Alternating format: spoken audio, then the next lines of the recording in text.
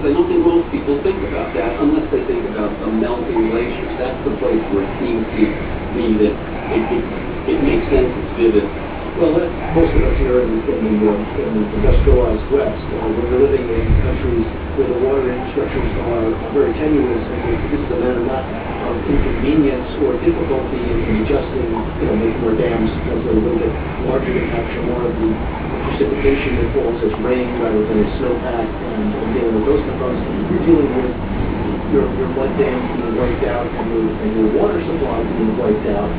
And you face life or death situation. About 2 billion people on the planet that live under these conditions.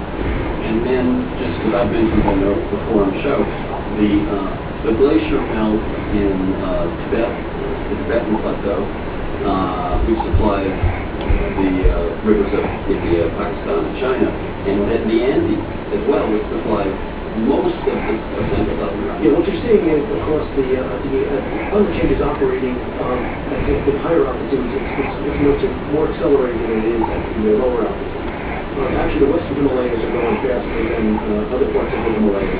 And one of the most striking and most dangerous and vivid examples, I think, from the book is what's happening on the Indus River, which is the lifeline river of Pakistan.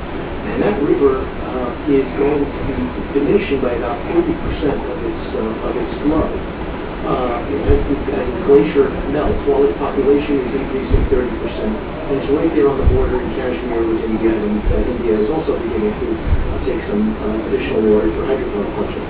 So it sounds like what Bruce Scali said about the Middle East isn't just the Middle East. Right. I look at this and I see Boutros Ghali. For the most part, we've not had water wars. We've had more water cooperation.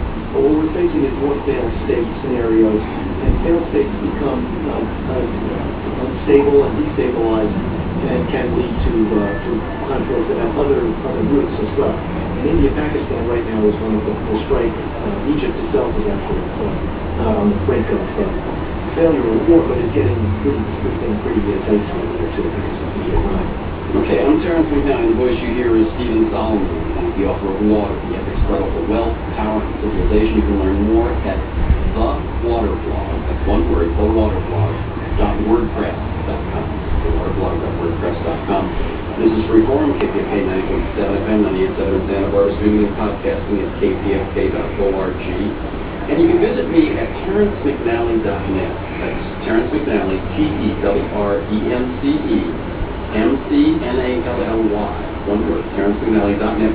To learn more about the show, guests, podcasts, transcripts, and so on. You can also sign up there or at iTunes to get the podcast delivered weekly. You can sign up there also to get my weekly email, or you can do that by emailing me at